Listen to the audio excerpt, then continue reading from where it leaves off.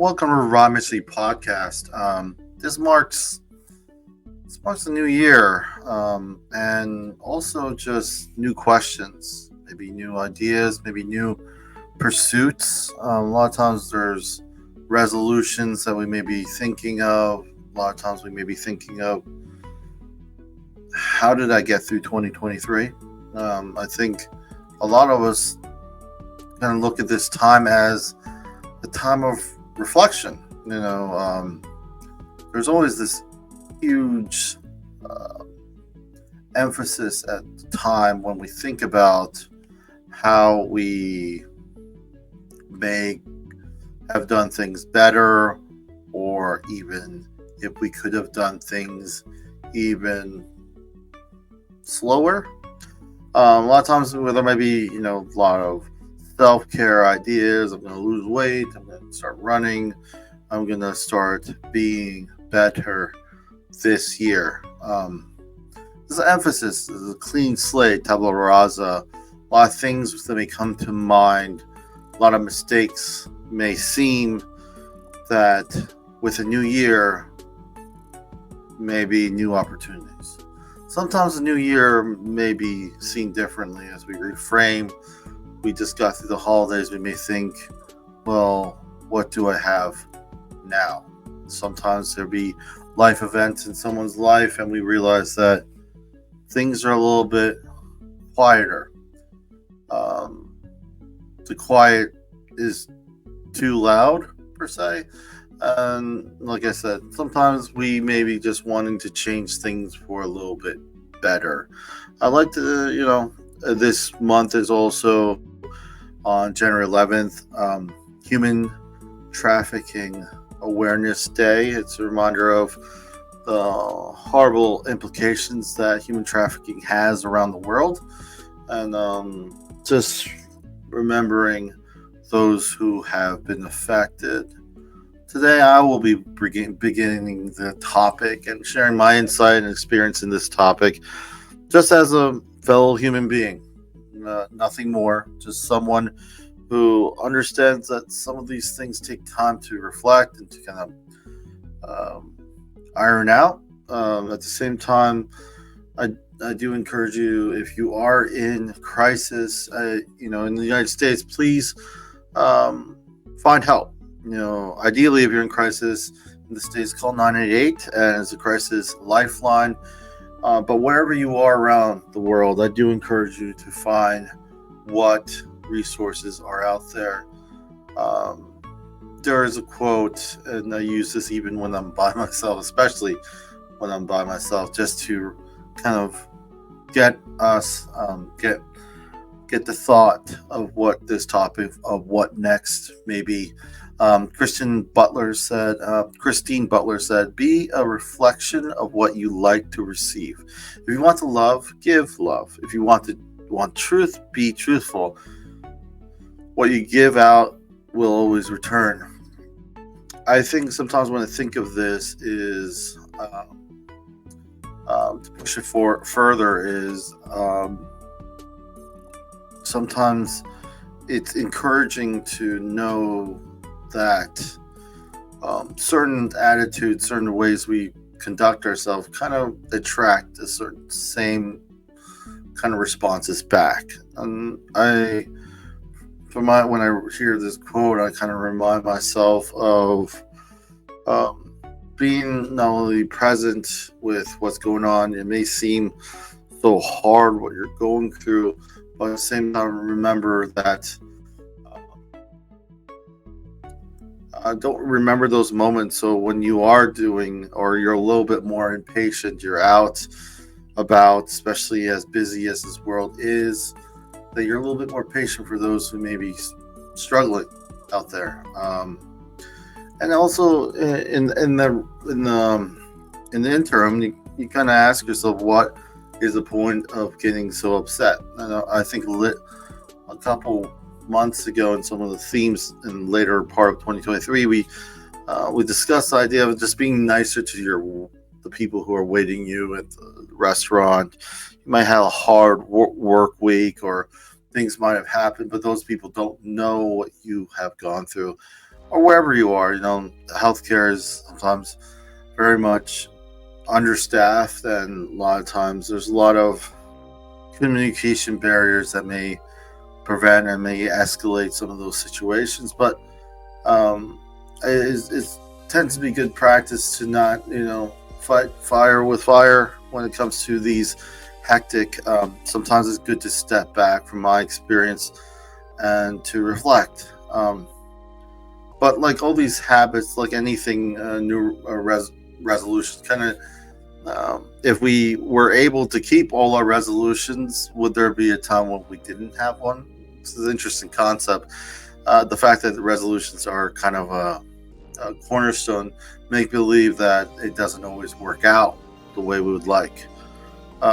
So building new positive habits can be much simpler to say than to do. Nicole Sabone says sometimes the hardest part isn't letting go, but rather learning to start over.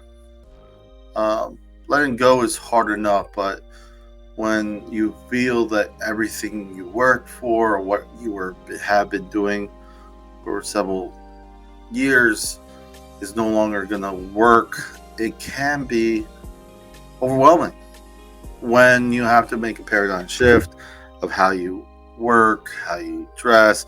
If you got some bad news from your doctor and you notice that you cannot do as much as you could, or if mobility, one thing we don't realize we lose is when we lose our mobility. We don't realize it until we lose it, is what I'm trying to say. So I can walk from point A to point B, and those who cannot walk from point A and point B, there is also that struggle of adjustment. So sometimes when we talk about what's next, it's a response to a change.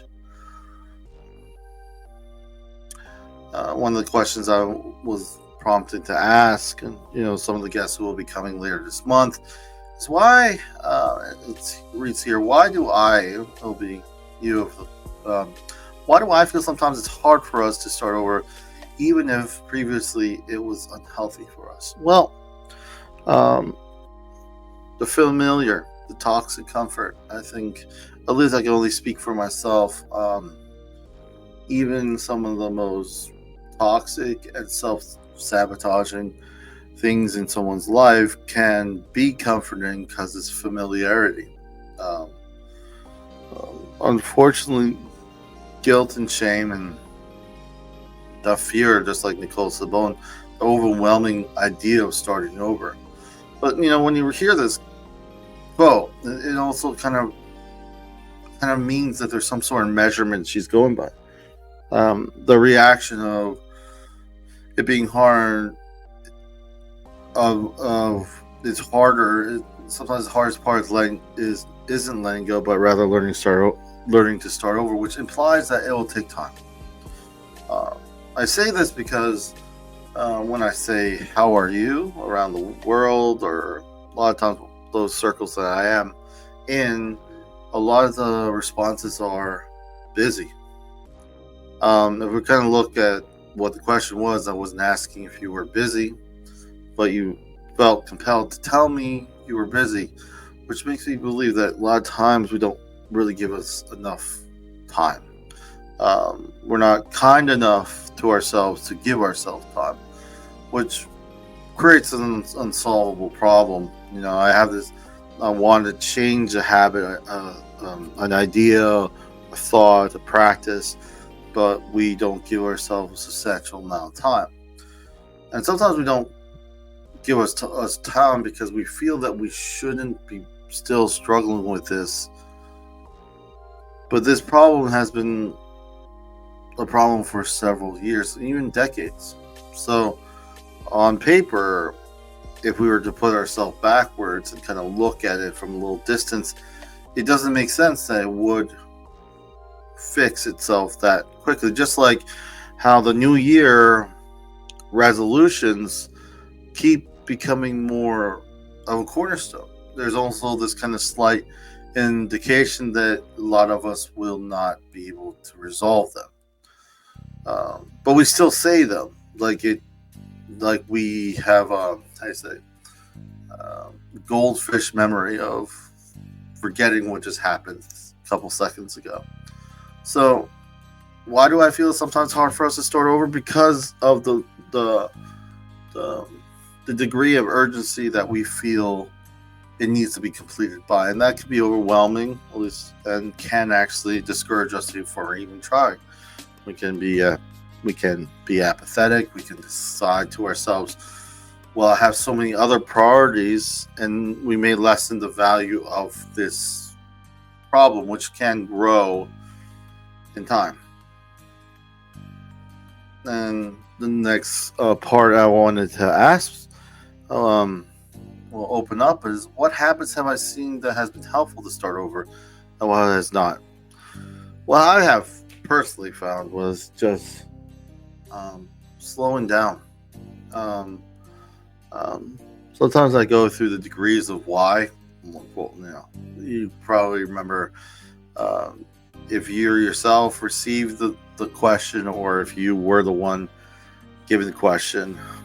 You're on a road trip and you ask your parents, um, how long, when are we going to get there? They're like, oh, it's going to be a while. The question is why? Well, there's an accident. Why is there an accident? Well, because I don't know, the car, some cars must have didn't see each other, and why? And it becomes redundant and ridiculous in a sense, but it can be frustrating for an adult to kind of need to answer at that point because they're already in the traffic. But what the point is in what I'm trying to say when it comes to helpful, what has been helpful is to get to the derivative of what is really you're struggling with. So the derivative, um, there may be a lot of things on top, maybe very complex. This person hurt me at this time. They didn't say something to me, or I always feel like a burden, or maybe I don't think really appreciate. People don't really realize I'm there unless I'm not there. Sometimes the idea is that I will not go to this place for a couple weeks so I could feel that I'm appreciated, that people actually miss me, and sometimes we're okay with that. And sometimes what I find helpful, especially when you want to start over or when you're trying to change a certain habit, is to ask yourself why we do these things in the first place. So, for example, the person who doesn't want to come to, let's say, a meeting or a group or event so much because they used to help so much, they don't feel appreciated. So they tend to pick up with the habit of kind of not going, have this indifference, and it seems to suffice. They seem to have an avenue to feel appreciated because people actually do wonder where they were. The problem I have with this model is that nothing actually gets done. Nothing actually gets talked about. The person feels unappreciated. Maybe person may need to flush out what is it that makes them feel unappreciated, and why is it.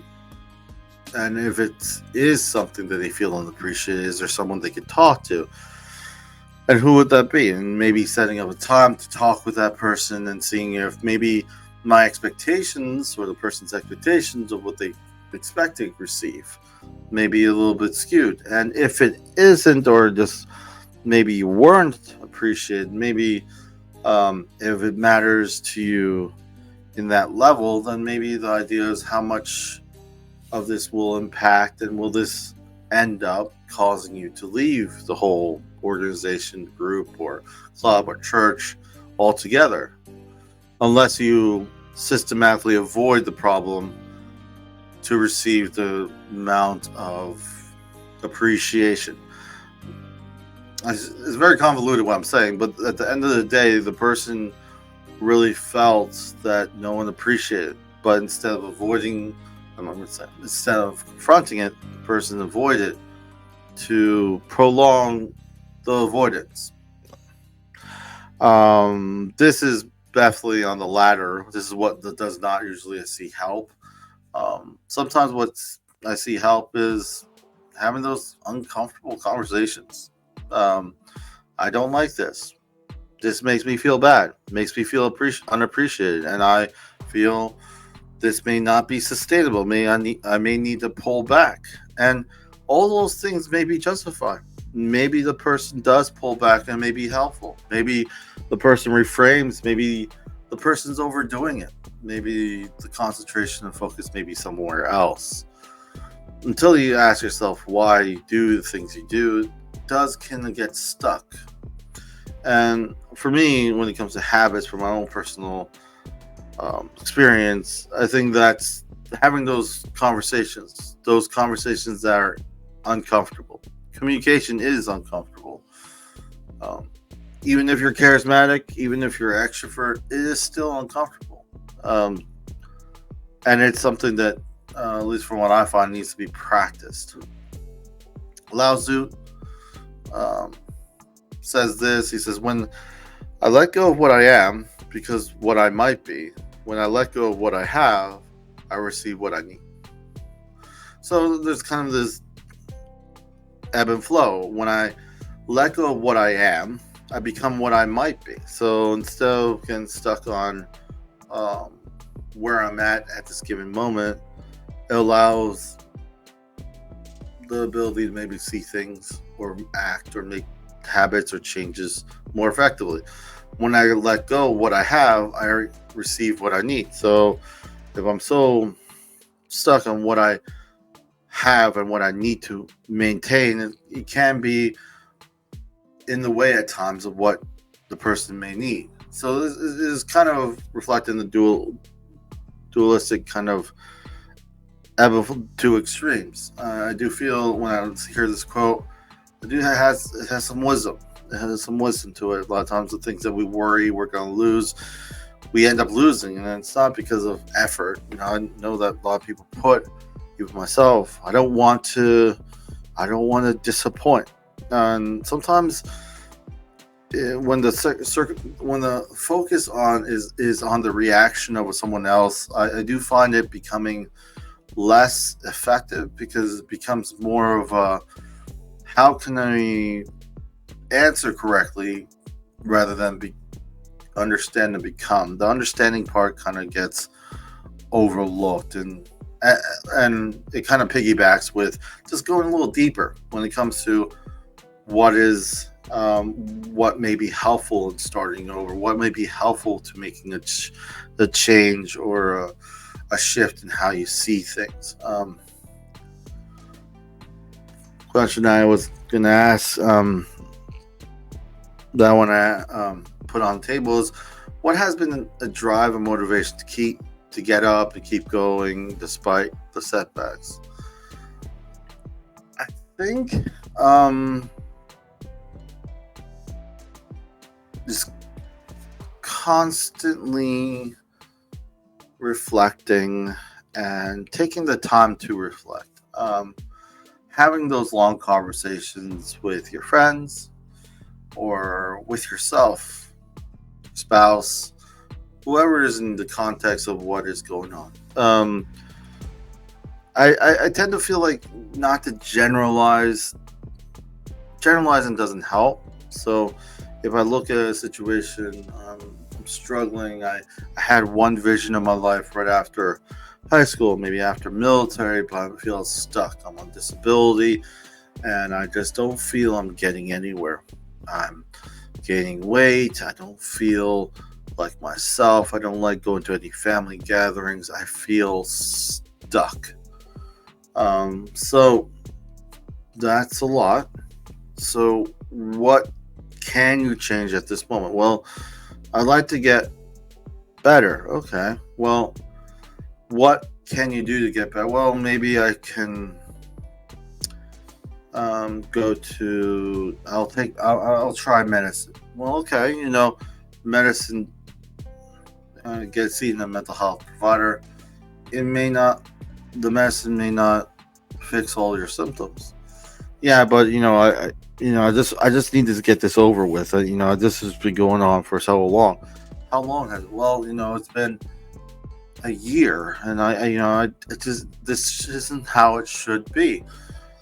How should it be? Well, I should be somewhere else, but you're here. It's kind of this perpetual, and I'm giving them a kind of illustration of where drive and motivation, per, uh, just persistence. There's kind of this ebb and flow, and how to deal with setbacks. So ideally, you find that there's a problem, you make appropriate actions, you change it, and then you execute, and then you see returns on your investment, per se.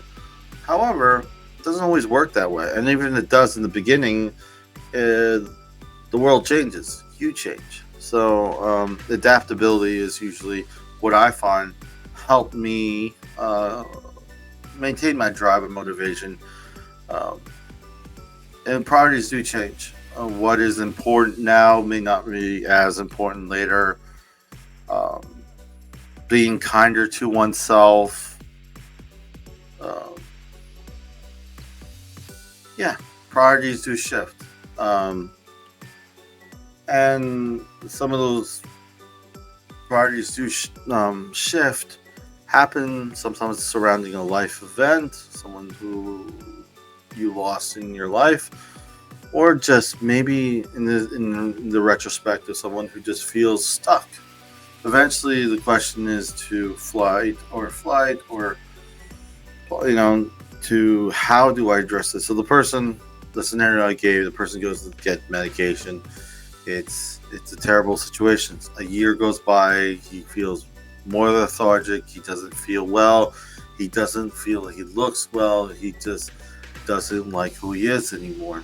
So what's the next thing? Well, the medication does help me with this symptoms, but I don't like who I am anymore. Okay, so at least from my experience, then we're focused on something else. I guess the key thing what I'm trying to illustrate is that it won't be very so clean a lot of times when it comes to some of these setbacks. Sometimes you can only handle one setback at a time. A lot of times I tell my wife or those who know me that it is sometimes a privilege. Sometimes we like to see it as, well, I'm cleaning up my own mess. I don't want to I want to, um, I want to fix what I messed up, or I want to make right. And some of us who maybe experience some things in our lives that maybe not as savory may understand this statement that I'll share. It is a privilege to be able to clean up a mess you made.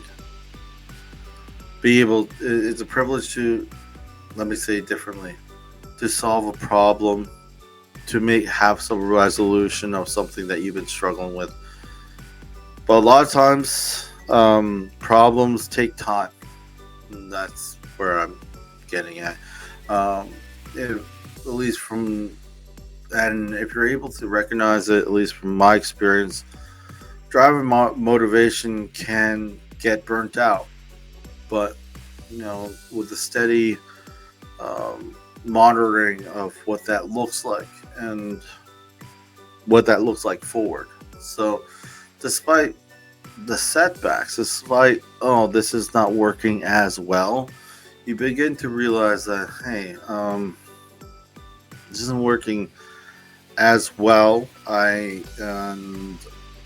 can't do this all. And one of the hardest things to say, especially as adults, is I need help. So when I find a lot of progress, a lot of things that help me kind of put myself in solid ground was to say I need help, and kind of ground myself in the fact that I won't be able to clear all these setbacks in my life. And I say this even now as a statement. There are some setbacks that I have that I realize that will not be changed, or may never be changed. Some things that I wish I could have done better.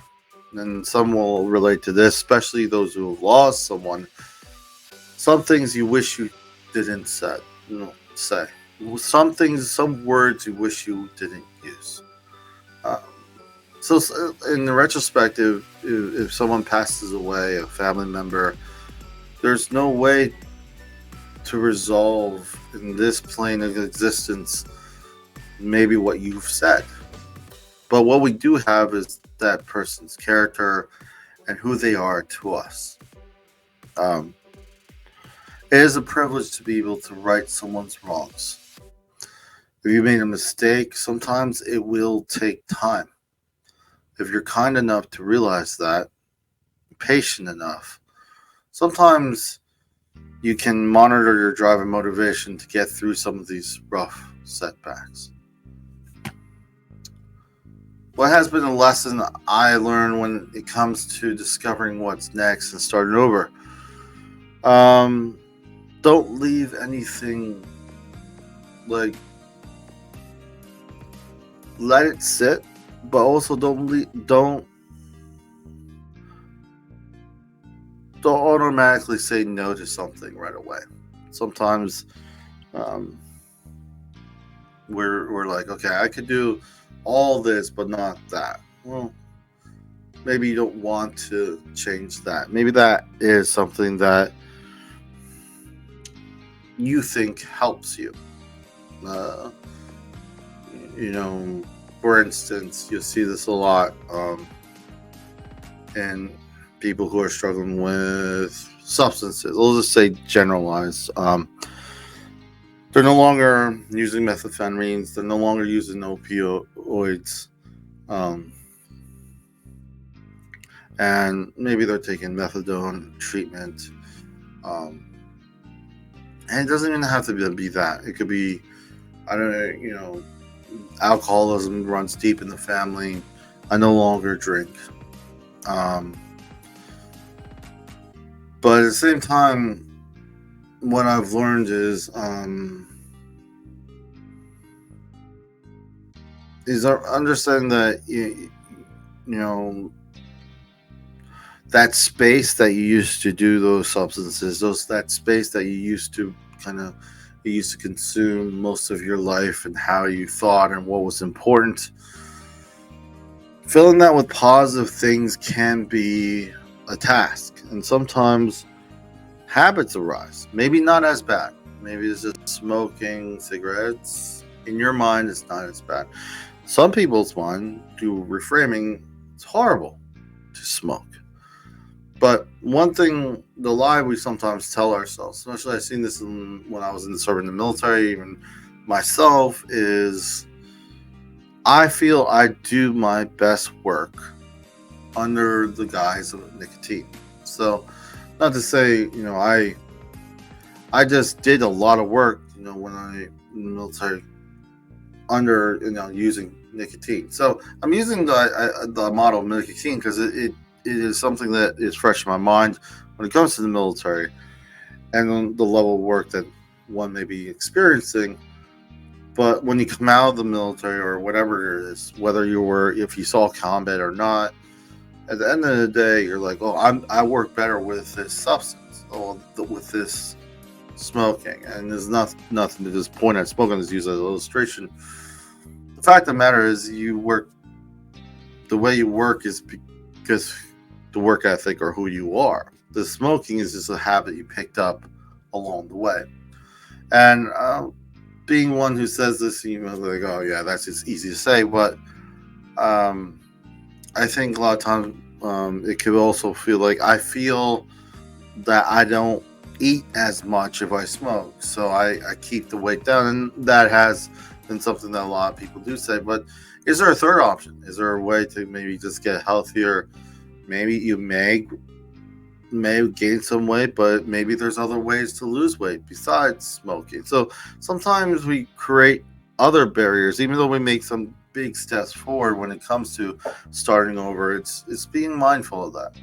Now, granted, not to minimize nicotine and all that, but it is something that's very difficult for many to quit. So I'm just using that as just a starting point. So it doesn't have to be smoking. It could be how you treat your family and the people at home. You could be no longer an alcoholic or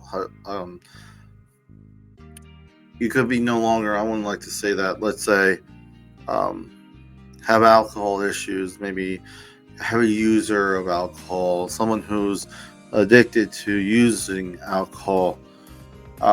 You may be stuck there, but let's say you stop, but then you don't treat your wife, your kids well. You are distant. You're very productive at work. You're very active in your groups, but you don't have any connection at home.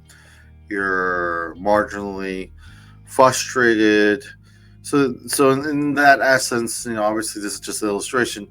Um, the communication, the connections at home can be suffered because of that. So even though you make a big step, it's a micro little steps that matter also. A lot of those are micro steps do lead to the big steps that you make. So as my final thought, what's next? Well, I would say be kind to yourself to find out what that is.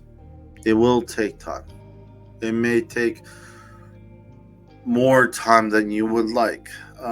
But as we went through this, as we start this year, it will take the time it takes.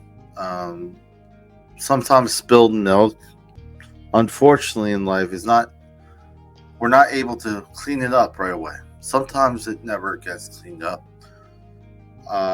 And if you are struggling with a lot of these, of working past something that was an event, maybe you did something that you're not very proud of, or something that you wish you could work past, stifling it underneath you, oh, I'll just move on, generalizing it, oh, this is just how it is, this is how, it's not going to help you in the long run, at least from my experience. So if you do need help, I do encourage you, whether, I don't like reinvent the wheel, but if it is crisis in the United States, please reach out to 988 Suicide Crisis Lifeline. However, but if you are just struggling and you have a group, don't reinvent the wheel. So if there's a church, if you go to church, talk to the people you feel comfortable with. Don't create ways to just avoid and band-aid your way through it. There's maybe an opportunity for you to, maybe a third option. Maybe instead of being bitter that no one helps you, maybe you do less, and then you have more time at home. Maybe you have more time to participate in other avenues, other groups that seem to appreciate you, as opposed to feeling guilty for not going and finding ways without dealing with it, without addressing it. And those are just some examples. Like I said in the beginning, I'm coming to you as a human being, not as someone who has the answers for each who are listening, but as someone who maybe some of the things I said may be helpful. And maybe some of the things my guests or the guests that be coming this month and next month, it may be helpful. But like I said, personalize it to what works for you. And if it is something that doesn't work, just try to do the next thing. Try to find something that does. But the point is, what next is a conversation that you'll have with yourself, and then obviously keeping in context with those around you. If you have a bad day, it will not get much better if you make someone else's day worse. Now, some will say, well, it made me feel good for the intern, but at the same time, being kinder to yourself won't happen very easily if you're not kind to those around you. It kind of works that way. So try to be kinder to yourself. Then maybe you'll be able to be kinder to those around you. And then maybe you'll be kind to yourself enough to give yourself time to ask the question, what's next? Again, remember to stay updated with all things Revive Ministries through various platforms. Revive Ministries FL.com is probably the hub. You can kind of see you can hear the audio versions of this episode. However, you can also go to YouTube and type in Revive Ministries and look for our logo, and you can see the newest episodes. We did change up the order and the page. It's been outdated for some time, so I do apologize for that. But now it should be a little bit easier to find some of the newer episodes. This is goodbye from Revive Ministries, leaving with this last quote. It's from F. Scott Fitzgerald. He said, "It's not merely enough to have the ability to be persistent. You must also have the ability to start over."